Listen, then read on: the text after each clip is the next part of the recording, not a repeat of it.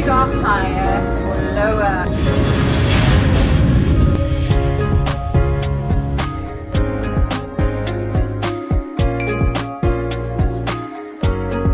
I went on a solo trip to Jordan, and initially I was a little bit skeptical about coming alone. That's why I decided to do a volunteer trip with Worldpackers. So I'm just walking up to Tala Bay, and do be careful because along here there are minuscule pieces of glass. So make sure you wear some sturdy sandals or some sort of trainers. I've literally been here in Jordan for less than 24 hours, but my first observation about the people here are that they are so kind and giving. I just went to buy this orange juice and I only had large notes, not any change, so they just gave it to me for free. And the same with my taxi driver yesterday. Like, it's a whole different lifestyle here for sure, but I think there's definitely this stereotype about Jordan or just the Middle East in general. But everyone's super friendly, super welcoming, always making an effort to say hello as you walk past. Okay, I had to do a quick reroute because there was a whole gate along the beachway and a security guard, but he told me just to come back up this way, and here I am at the Grand Tala Bay Resort. I just need to get some cash out because there's not a lot of things up near where I'm staying.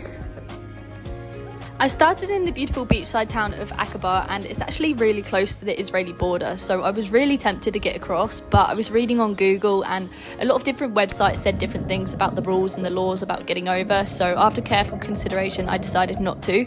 You can actually fly into Aqaba for extremely cheap. I'm talking like £50 from either London Gatwick or London Heathrow, so you can look into that if you are looking to visit Aqaba. Obviously, you've got two different seas in Jordan, which is the Red Sea and the Dead Sea. A lot of people do go to the Red Sea to do their paddy or open water diving. This is mainly because there's not that many people around, and also it's quite inexpensive if you do choose to do it. As I'd mentioned earlier in the video, I wanted to do a Worldpackers volunteer experience, so I chose to go to one of the camps in Wadi Rum Desert, which was absolutely amazing. So my host kindly offered to come and pick me up from Aqaba City, and we drove into Wadi Rum, which took around 2 hours.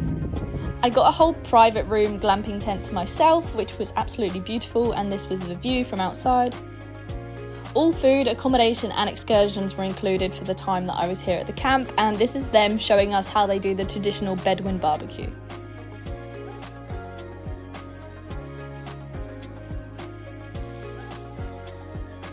This was the common area with the fireplace where we ate all of our meals, and I met so many people. You know, now I think about it, maybe I am born and destined to live in the desert, because I find it so hard to get out of bed in places like England because it's too cold, whereas here it is freezing at night. It's too cold to stay in bed, so you get up so you can feel the heat of the sun, because here in the desert it can get as low as like 0 degrees. I'm still trying to figure out how to do these headscarves properly, but I've got 7 days here, so that's plenty of time to learn. I just arrived here yesterday at the Star Walk camp here in Wadi Rum, Jordan, and I'm so excited for this next week because this place is beautiful. If you can see behind me, it's just a whole lot of desert, peaceful silence, and no internet. So basically I'm going to be here for 7 days doing web development, social media and a little bit of photography. Just doing a few hours a day in exchange for free accommodation, breakfast, lunch and dinner. Like I said earlier, it was so chilly last night and now it's so hot. I don't understand how it can go from one extreme to the other, but I guess that's the desert. What did I expect? Today my camp owner has sent me out on a full day Jeep tour with some of the customers to take photos of them ready to upload to the website. I have a small amount of experience in my own personal social media and web development, but that just goes to show you don't have to be an expert and not at all qualified to be able to do any of the jobs on Worldpackers. So many of the customers here are surprised when I tell them that I'm here for 7 days, because most of the people here are only here from like 1 to 3 nights, so they're a bit blown away. I think initially they think that I'm going to get bored, but looking at this place, there's so many nooks and crannies and things that you can't just do within 2 to 3 days.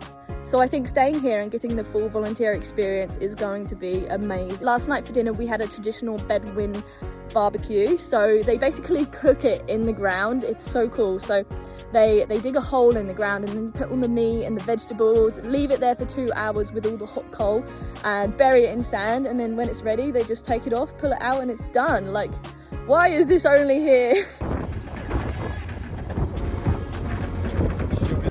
It was actually so surreal to actually get out in Wadi Rum because this place has been on my bucket list for years. And not only was I getting to go on the trips and enjoying them thoroughly, but I was also getting more experience within the photography industry, because this is something that I sort of do as a hobby. On the first day, we went on a full-day jeep tour, which included going to see all the main sites around Wadi Rum. We cooked a traditional Bedouin lunch. I also did some yoga. We had a chat with everyone, and then we had a little dance on one of the rocks. Welcome everyone to Wadi Rum Desert. I am your tour guide, Chloe, and here we will take you to our next stop.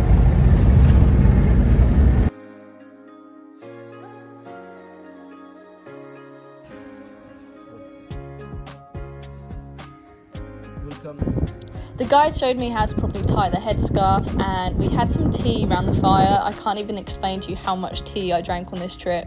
And we were actually doing something very exciting this evening. We were camping under the stars, way out of the way of all of the different camps, so there was no light pollution. This was honestly one of my favourite memories out of every single trip that I've done in my life. We went back to the camp for breakfast and then headed back out to visit some of my camp leader's friends. He knows so many people in the area, so we got to see lots of different camps and how they all operate differently. I even had the opportunity to shoot at the camp next door to ours, which is the beautiful Aicha Luxury Camp. I honestly can't even tell you guys how amazing this place is. I didn't get to stay there because it's way above my price range for a young backpacker, but one day I'm telling you I will be going back.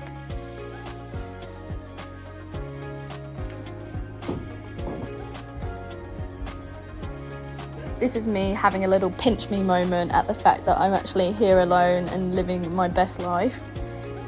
They call this place Mars on Earth, which is so true. There's actually a little walkway hike that you can do at the top of Aicha Luxury Camp where you can look over the whole of Wadi Rum, and it does feel like you're on Mars. There's only one town in Wadi Rum with restaurants, ATMs and shops, so you can actually go into Wadi Rum town. This is where we went most days to get lunch.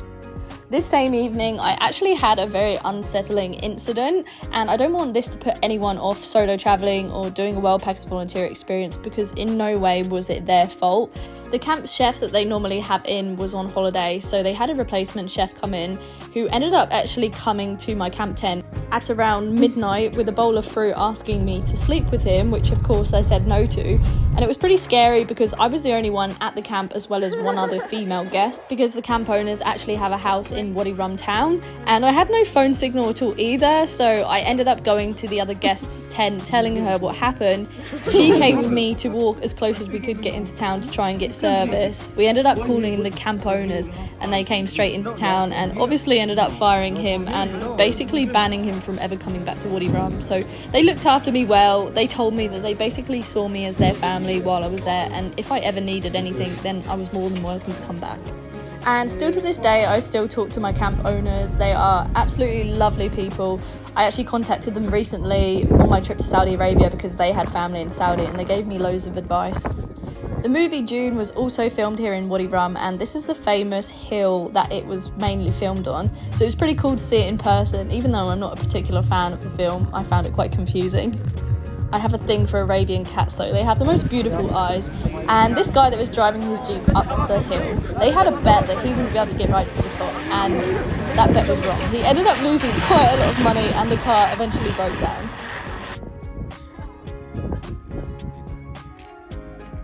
I don't normally make the breakfast at the camp, but because the chef obviously had to go home, I ended up making the eggs and setting up all the breakfast and coffee for the guests in the morning. But I actually quite enjoyed that. As you can see so far, there was quite literally camels everywhere you look. They're pretty friendly as well, obviously, just the same as any animal, be a little bit wary. I got to drive some of the jeeps as well as doing some sandboarding down the hill, but it's not a ski resort, so they don't have things to pull you up, so you do have to walk the whole way up the hill. It's too much hard work walking up. Yes. One of the other guests actually airdropped me this video without me knowing, so I thought it was so sweet. I love it so much. The sunsets were jaw-droppingly gorgeous every single night. On my last day of my volunteer experience, we went to my host brother's camp, which was a really lovely experience, and I got to go out on one of his camels in the evening during sunset, and his wife kindly lent me one of her abayas. And as well as this, I got to meet his two little lovely children. I was a little bit overwhelmed about trying to figure out how to get from Wadi Rum to Petra, but it all turned out all right.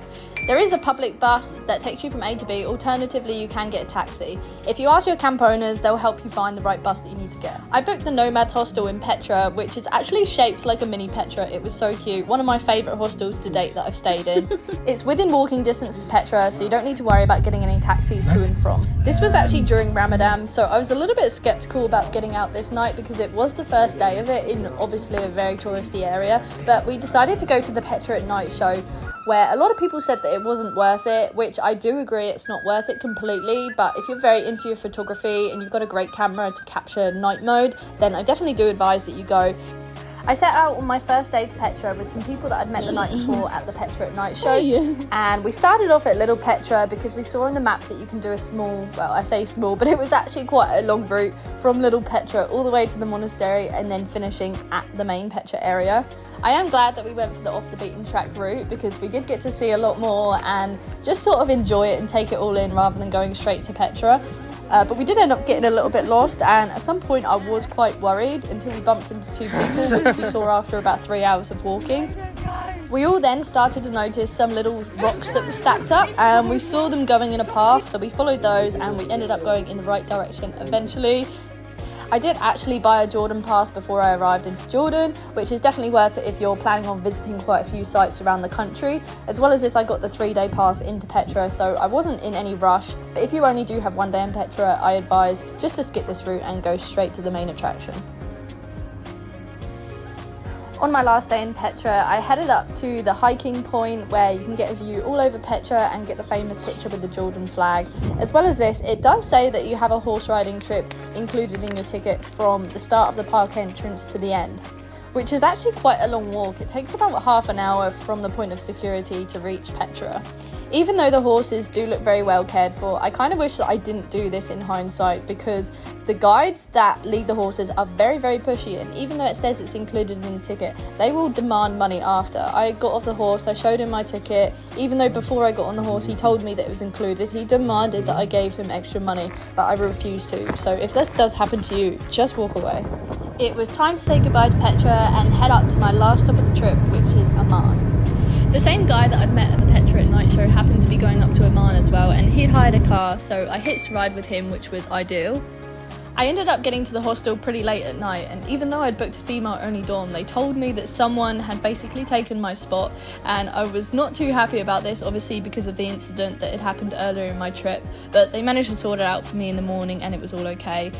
This also was a pretty unique hostel in itself. It had 360-degree views of the whole city. On my first day in Amman, we went up to the ruins and I ate so many different types of food, including this one with honey and pistachios, all these different types of street food, the oldest falafel in the city, and with it being Ramadan, the traffic was pretty chaotic as well. Some other people from my hostel also hired a car, so the next day we headed out on a little road trip. We went to Ajun Castle, Jerash, the ancient town, and Mount Nebo, which is the memorial of Moses. This one, the fries.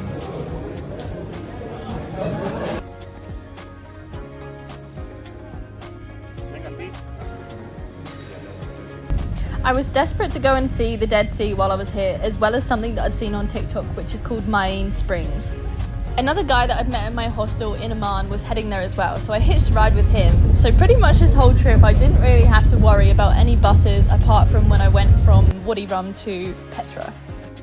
Personally, if I'm solo travelling, this is the only way that I'd hitchhike. I mean, it's not your traditional hitchhiking, like sticking your thumb out on the road, but if you've met people and you trust them, I would happily go with them. Always keep your wits about you, the same in any country you go to. There's actually no other feeling like swimming in the Dead Sea because you literally just float on top. It's almost impossible to swim. The Dead Sea is free to visit and you can go in a lot of resorts where you can pay a one-time price to visit, or you can just go to the free area, which you'll probably be the only people there. There is a small fee to get into the Mayan hot springs, but it's definitely worth it. It's like a mini little spa. There's waterfalls that you can go into. There's even a natural steam room, and you can grab the mud from underneath the water and use it as a face mask.